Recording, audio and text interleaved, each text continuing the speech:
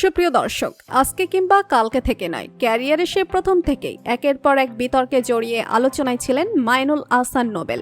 কখনো গানের অনুষ্ঠানে চুক্তিভঙ্গ, আবার কখনো একাধিক প্রেম বিয়ের কারণে সমালোচনার মুখে পড়তে হয়েছিল তাকে। সম্প্রতি তিনি বদলে গেছেন শিরোনামে আলোচনায় এসেছিলেন। সেখানে উল্লেখ করা ছিল অতীতকে পেছনে ফেলে আবারও তিনি নতুন করে বাঁচতে চান, তবে সেটা আর হলো না। কেননা নারী নির্যাতনের অভিযোগে গ্রেপ্তার হয়েছেন তিনি। রাজধানী ঢাকার ডেমরার শারুলিয়ার আমতলা নিজ বাসা থেকে গ্রেপ্তার করেছে ডেমরা থানা পুলিশ। জাতীয় জরুরি সেবা নম্বর 999-এ কল পেয়ে ডেমরা থানা পুলিশ শারুলিয়ার আমতলায় তার বাসা থেকে এক নারীকে উদ্ধার করেছে। এরপর সেই নারী ডেমরা থানায় একটি ধর্ষণ মামলা দায়ের করে, যার ভিত্তিতে 19 মে মধ্যরাতে ডেমরার স্টাফ কোয়ার্টার এলাকা থেকে অভিযান চালিয়ে নোবেলকে গ্রেপ্তার করা হয়। ডেমরা থানার মামলায় 25 বছর বয়সী ওই নারী শিক্ষার্থী বলেছেন, তিনি ঢাকার মোহাম্মদপুর এলাকার একটি ভাড়া বাসায় থাকতেন এবং তিনি ইডেন মহিলা কলেজে পড়াশোনা করতেন। এরপর 2018 সালে সামাজিক যোগাযোগ মাধ্যমে নোবেলের সঙ্গে তার পরিচয় হয়। পরিচয় হওয়ার পর থেকে প্রায় নোবেলের সঙ্গে তার কথা হতো। গত বছরের 12 নভেম্বর মোহাম্মদপুরে তার সঙ্গে দেখা করেন নোবেল।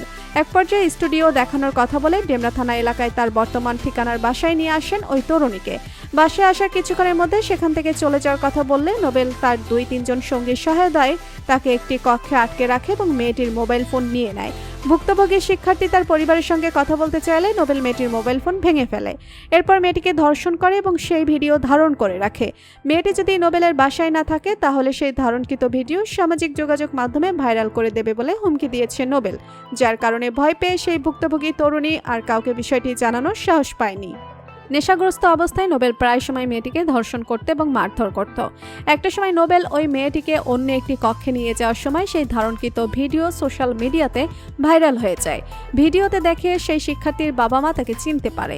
এরপর হাজারো খোঁজাখুঁজি করার পর মেয়েটির বাবা মা মেয়েটিকে খুঁজে না পেলে জরুরি সেবা নম্বরে 999 কল দিলে ডেমরা থানা পুলিশ গিয়ে মেয়েটিকে উদ্ধার করে। তো বন্ধুরা, জনপ্রিয় কণ্ঠশিল্পী নোবেলের গ্রেপ্তারের বিষয় নিয়ে আপনার মতামত কি জানিয়ে দিন কমেন্ট করে। আর ভিডিওটি ভালো লেগে থাকলে একটা লাইক দিয়ে জানাবেন এবং সাবস্ক্রাইব করুন। ধন্যবাদ।